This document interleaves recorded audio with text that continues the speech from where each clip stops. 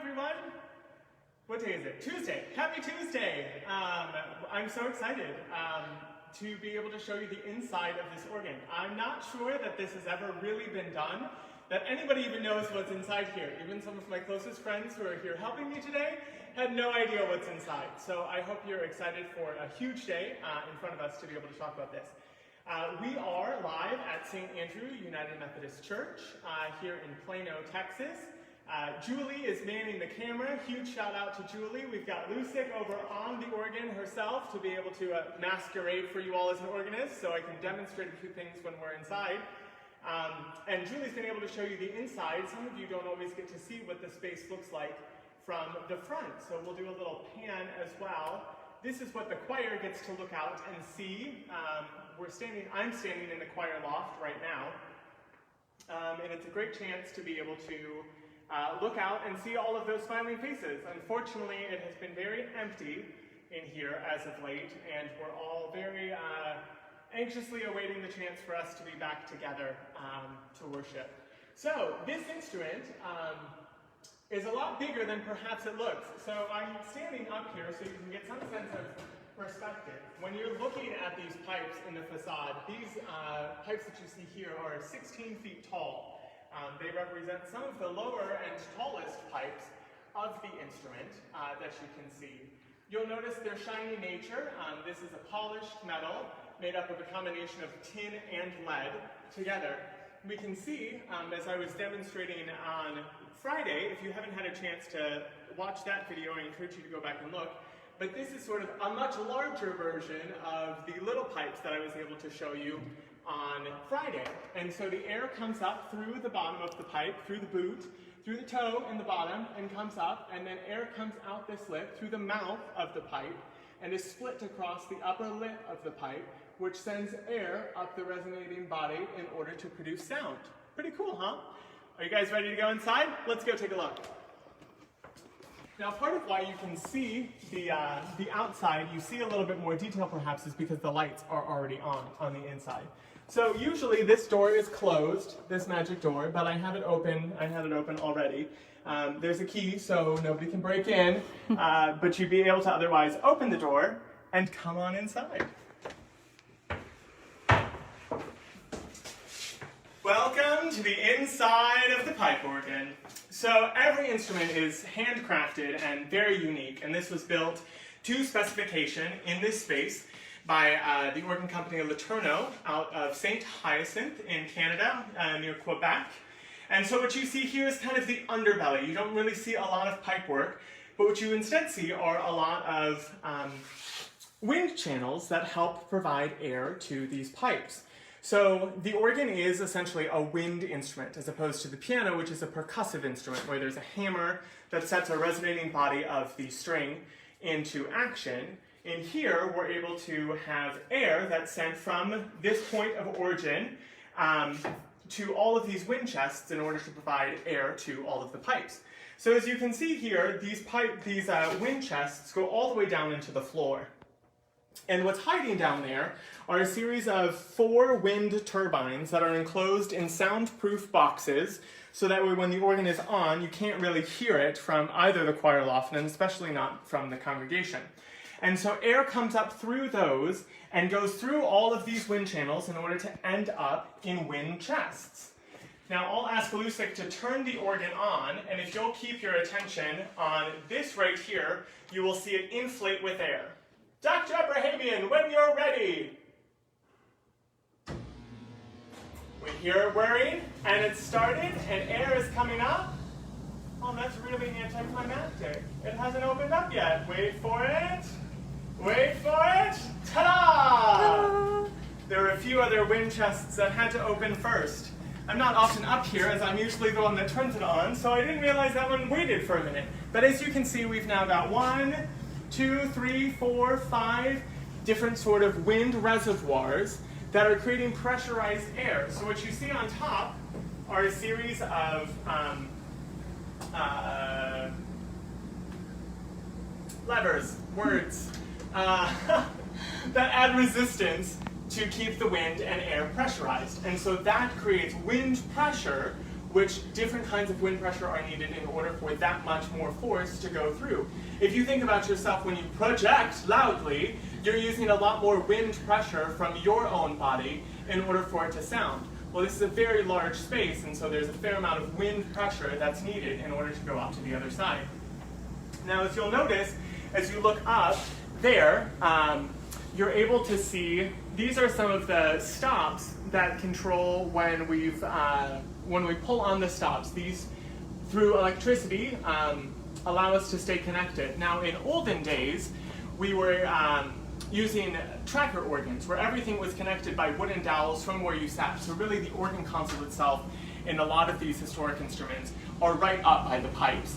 As electricity grew, we have electro-pneumatic instruments like this, where it's real pipe work, but it's through an electrical relay from the organ console that comes up into the inside of this room. And so those are what control the rows of pipes. As Julie pans over to show you a little bit, you can see all of the actual pipe work is much taller. So it's about a good 10 feet off the ground, as opposed to, so the base of the pipes that you see outside, if I were to step over here, you can see this is the bottom shelf of the pipes that you see on the other side. So the main pipe work then is actually above me. So it's sitting up a little bit taller, which allows for the sound to actually go out into the space. And so each of these chambers allow for the chance. Dr. Abrahamian, would you turn the organ off, please? As we turn the organ off, you'll notice that these wind bellows close. Also having it off allows me to open up these chambers so you can get a chance to see inside a little bit. Also something I probably should have checked out before I decided to go ahead and do this live. But you know, it keeps life interesting, doesn't it, everyone? So as we let this out, whoo! You see all that air coming out? There's a lot of air that's coming out. So all of that pressurized air needs to be able to escape, and since we haven't been playing anything, it just sort of naturally decays. But as you can see, this is what's inside of the organ. And so there are these little pull downs that as we're playing from the organ and we play a note, it pulls down underneath, which opens then a palette. Can I borrow this? Please do. Hi everyone, it's nice to see you. So it opens up the palette, which allows air to go up into the toe of the pipe. And so it's just a little pull down. So in olden days, this was a tracker that actually connected to being able to pull down the pipe from the key you were playing. But now you can see sort of the electrical wires that are making that happen. So this is just sort of one note. As we get upstairs, you'll see that they're a lot closer together. Let's see if I can get this back on. This is a fun game for everyone. Okay, so these have to be kind of tightly secured so that way we don't have any wind and air leakage causing problems later. Excellent. Thank you, Dr. Abrahamian. Please turn the organ back on. Now, as we look also over here, these are some of the reed pipes. So as you remember from the organ demonstration on Friday, those were the ones where I was able to take off the bottom part of the pipe and the reed got sent into motion. And so that's what's hiding in here. And so this is sort of why the pipe is smaller at the start and then expands. And you can't actually see the top of it because these are some of our tallest and lowest pipes that go up 32 feet. Now as we look over here, these are the big bass pipes. These are the ones that you feel, but you don't necessarily hear. And I will have Dr. Abrahamian play, and you'll feel the air coming out of this pipe. Dr. Abrahamian, would you play any of the low pedal notes, please? I don't know how much of that you can hear on the other side, but you can see the amount of wind that's coming out of that pipe and out of this pipe. And so it's coming out from the bottom of the pipe, from underneath the toe. I've also never been back here when this has happened either. So this is a fun experience for all of us. Okay, that's great. Thank you. Plenty. All right, very good. Good times. Whew. All right, so big pipes, really, really great. So those are when you feel the building shaking and you're like, yes, pipe organ. That's what's actually happening. Anything else to show down here? So these are our special tools because they're Canadian. We love our Canadians. They have different hammers, and these are screwdrivers. This is not a hammer. I know electronics and manual tools. And so those are sort of a little bit different, which allow them to adjust and tighten any screws. So now we're going to go upstairs and we get to climb a ladder. So this is sort of like the fun part of the live broadcast, is figuring out how we pass the camera, because Julie was not such a fan of having to climb this earlier. So, but she's not going to show me climbing the ladder because that's inappropriate. So hang on one second. We have to stay ministry safe here.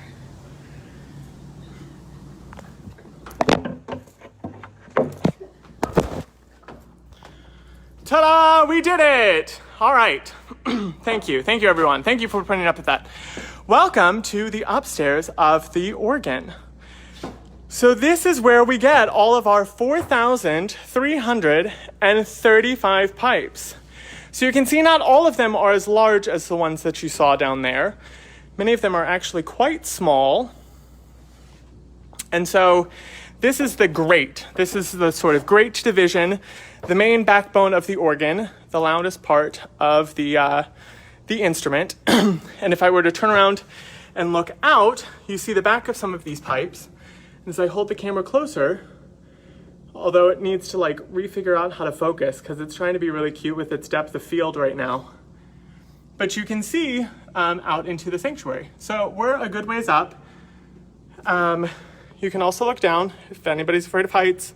This is the time to stop watching. Here we go. Ta-da! Welcome to the sanctuary. Yes, as I see Julie just posted, please let me know if you have questions. I'm glad to answer those as we're going. Also, just let us know that you're here watching.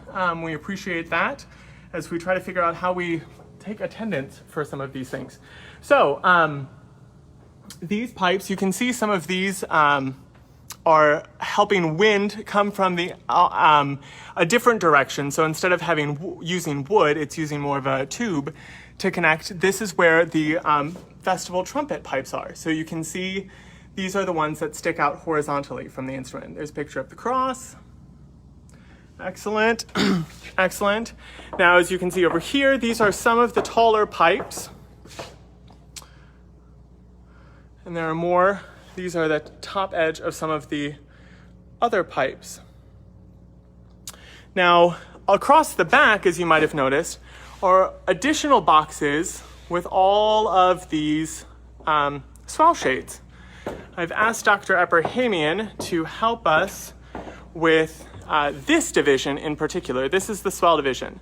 Dr. Ebrahimian, would you move the swell shades? So when I was talking about these being kind of like the Venetian blinds that allow light and obscure light, we allow sound and obscure sound. So when it's closed, it's softest. And as it opens, more sound is able to come out.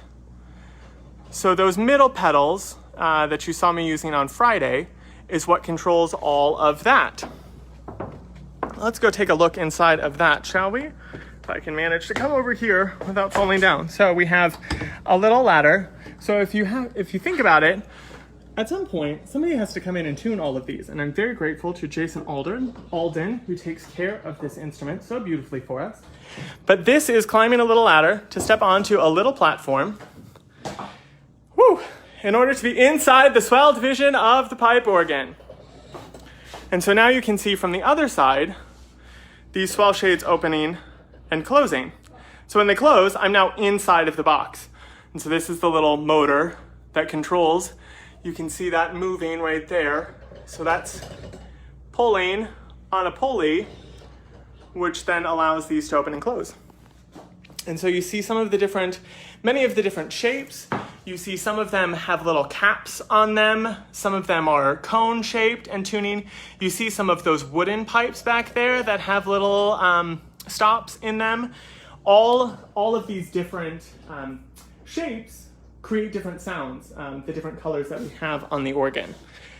So very fun. So if you look at these, I had a wooden pipe on Friday that I was able to show us. And this is sort of it in the actual instrument. And so you can see how tiny this mouth is compared to the sort of the size of my hand. So that was what essentially was the size of my face when we were downstairs. That was the 32-foot pipes that you really hear or feel. You're then able to see the mouth of the pipes there. Now, if we move on to the next division and figure out how we step down from here. Usually we would turn around and face otherwise. This is fun. See, moving the camera around, it's like you're actually climbing through this with me, right? Or otherwise you're all totally seasick from me moving the camera around, in which case I'm very sorry. Okay, next division. So this is our solo division. So there are some really fun looking pipes in here. So these on the edge that are hooded, this is the tuba stop. This is our big tuba stop, which is actually under expression. So we have two large trumpet sounding stops. And these are the tuba, called a hooded tuba because it's more directional with the force of the sound, but it's in its own box that would open and close, which is different than the festival trumpet, which is the big enchamade that sticks out from the front of the instrument. This here, you can see these fun caps on tops, is the basset horn stop. And this is our mounted cornet stop. So look at how tiny some of these pipes are. So this is my pinky finger next to that little pipe. So the majority of the pipe is actually just so it can travel, so that somebody can come and tune this little guy. And there's the mouth through which it will speak. Can you see those? So tiny. This is my pinky. That's the pipe. So some of those bigger ones that I've otherwise shown you, this is as small as they get. So these are the ones that when they sound, you just really hear dogs whistling. You can't really hear them. That's a lie. You can't hear them. Anyway, so what you see on the top here is called slide tuning. And so in order to tune these pipes, it depends on the length of the pipe, right? So having these slides on them allows you more micro adjustments with that tuning. In some of our other pipes, let me find those. Do you see the blue felt? That's called scroll tuning. So that they're adjusting the overall length of the pipe by scrolling back the metal across the top. So you see the polished, these are some of our spotted pipes. And so this is just different ways of how they cure the metal. There are different combinations of tin and lead that are used together, either a 70% tin count or a 56% tin count that they use to sort of create their special blend for the sounds of these pipes. And so I wrote a very, I thought, interesting paper for my final doctoral degree about materials used in pipe organ building and as to how we're able to be sustainable. This is one of our sad broken pipes at the moment that our organ technician is going to come back and fix. So as you can see, this was the reed stop. But usually some of these reed stops have a little weight on them. And so that's what's missing from this one. And that weight adds more density, which changes how it sounds. And you can see the little wedge block there, and that's what allows it to stay all held together. But you see this thin little reed, much like a clarinet that's there, that when this bass is around it, sets that into motion and then sends the body resonating. And so this guy right here is called the tuning wire because it changes by going up and down as you sort of push down on it or pull back on it. It changes then the length of that reed, which then is how we control pitch on these pipes, as opposed to the slide tunings here or the scroll tuning as I showed you over there. This is our choir division. As you can see, there are some bells. So anytime you hear the Zimbelstern on the organ, those are what are moving. Dr. Abrahamian, can you find the Zimbelstern stop? We'll see if she can. I didn't prep her for that. There it goes! Oh, that's so happy. So you can see that it's a little, let me see if I can get a little bit closer for you. Climbing, standing. Do not attempt this, ladies and gentlemen. So what's happening is it's ringing it as pairs. Isn't that fun? I think that's fun. What else is in here? So you see some of these that have different tops as well. Thank you, that's great. Okay, very good. Yep, good times. Excellent, let's see if we can come back down from here and we will continue our journey onward. It's a very narrow and tight space, but we make it work. So this is from the other side now of the pipes. And so you can see this was the ladder, like on the other side. And you can see some of the, all of the solid state, all of the wires that go into making this. So I hope, because of all of this, you can see this is why when this instrument was built back in 2002, installed in 2003, this instrument cost $1.2 million because this is a very exquisite piece of craftsmanship that everything that you see here has been individually constructed from scratch. So they are quite expensive instruments, but as a result, they last a long time too. And so it's definitely an investment that we think adds a lot to worship, and certainly the leadership here did as well, which is why we're so fortunate to have it. Now, if I come over this way, you'll see that there's a railing that I'm going to hop over to show you the reverberation chambers. So on either side of the organ, you can see kind of these screens. If you look over there, you can maybe see the screens on the other side. I'm now in the chambers. And these screens are such because you can open and close these giant doors to let sound out or have sound in.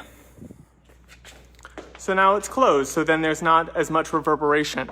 So these allows for variable acoustics, which is what we have, what they have at the Meyerson. And so this space was modeled after that in order to have change in acoustics. So we do that now by having a series of panels, you can see those there, that drop down when we do contemporary worship so that it's not as live in here. But otherwise, we have this big giant space for all of this sound of the pipe organ to move around in. So these are some of the pipes. So these are the upper half of the low pipes. So when I was downstairs, size of my hand. Now granted, I have large hands, but this is the top half of these pipes that go all the way down there. So when I was having Dr. Abrahamian play these low notes so that we were able to see the wind coming out, that was where that was coming from.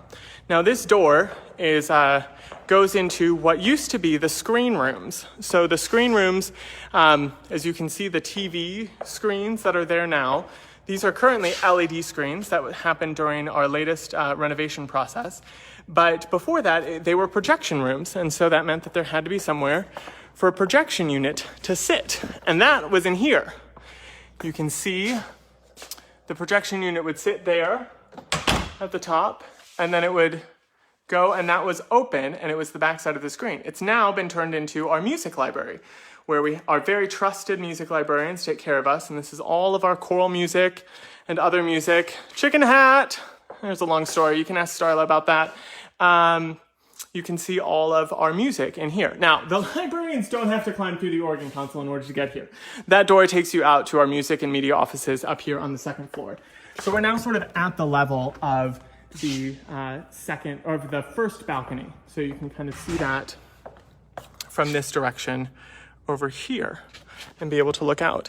If we come through here, this is where some of the side lights are, which you can see better on the other side, that light both the organ case, and there are the enchamade pipes.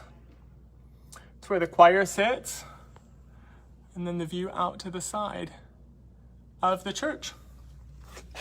So this instrument took over a year to build, and they came and it took them 5 weeks to be able to install this in the space. I read a spec that said, let me see if I can turn this around the other way, hang on. Rotate camera.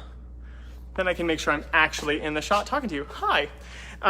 It took them over a year to build, 5 weeks to install in the space. If all of the pipes were stacked together end over end, would reach over a mile long. So that's a lot of material, a lot of wood, a lot of metal, all to be able to use. Do we have any questions that I've missed that I should answer? Julie, how are we doing? Fine. Did you answer how many pipes are up here? 4,335 pipes. And did you show them the bird pipes? The bird pipes. The pipes that make the bird noises. The little chirping noises. What chirping pipes do we have? I don't know. Well, we have bells. I hope that answered your ability for bells. There is such a thing called a rossignol, if they pronounce it in French, but a bird call. We don't have that on this instrument, but there is a way for some instruments that do have that. And it's actually, they usually use oil, and there are two pipes suspended from the top that air goes down and then sort of makes the water or the oil waver over the sound, so it sounds like a bird's warble, which is really cool. You do see a few speakers here behind me. All of this instrument is otherwise a real instrument with real pipes, but some of the there's one low 32-foot stop, the double open wood, that's electronic. And then if you'll remember the dance of the sugar plum fairies that I played on Friday, that's electronic as well. How often do we tune it, and how long does it take to get it tuned? So we have this instrument tuned kind of twice a year, but we're able to have more tunings as if there are problem notes. I'm able to reach out to Jason for that. He mostly comes through because mostly all of the flute work, which are the sort of flutes, the principals, and the strings, all stay pretty consistent during temperature changes. We also keep the space temperature controlled. There's special AC controls that head to the organ, so that way it stays reserved temperature-wise. And that helps keep, so that way the metal's not expanding or contracting. If you play a flute, for an example, you know that temperature changes the contraction of the metal, which makes it sharper or flat. But it's really more the reed pipes, so the ones with the little reeds, those like to adjust a little bit more depending upon the temperature changes that we go through, so about twice a year. And he can usually come and tune all of the reeds in about 4 hours. So we're in the process right now of doing a complete tuning, which happens every couple of years, to just make sure that all of the flute pipe continues to stay locked in and sounding at its very best. So how the air moves through the pipes. I'm sorry, Ben, I will ask you to go back and see that. We had a really fun demonstration where we had I showed you inside one of these wind chests and the pull down that allowed air to go in to make the pipe speak. All right, everyone, I think that's all from here. So great to be with you. I look so oily on camera. I wish I had put on powder. It's fine. The joys of live TV. You guys are the best. Thank you for all of your, what causes the ghost sound from the organ periodically? So sometimes there's what's called a cipher, Roxanne is asking about. So a cipher is when the wood has sort of contracted, or the pallet pull down that I showed you gets stuck in a slightly open position, and so there'll be air that goes up into these pipes when we're not otherwise intending for them to play. And so then sometimes you have to run during service and come up here and figure out how to pull that pipe so that way it stops making noise. That's always an organist's worst nightmare. But mostly it happens in places where the temperature and humidity aren't as controlled as we're fortunate to have here. They made sure that they took care of the investment of both paying for this instrument by making sure that we keep it regulated in here so it's sounding at its best and doesn't run into that. So grateful for you guys. Thanks for tuning in. Keep us posted. Let me know if there's other stuff, questions you have, and we'll look forward to being with you all again soon. Tomorrow, 3 o'clock, Wednesday, Krista and Josh are providing some music for you, so that should be fun. Thursday night, I'm doing a webinar event at 6 p.m. about Britain's Rejoice in the Lamb with some friends of mine up in Michigan and from all over the U.S. And then next week, Tuesday, May 5th at 10 a.m., make sure to put that date on your calendar. We'll have a very special event that you won't want to miss. 1 second. Oh, that's it. All right. Thanks, you guys. Sending you lots of love. Turn it the other way. All right, here you go. Take care.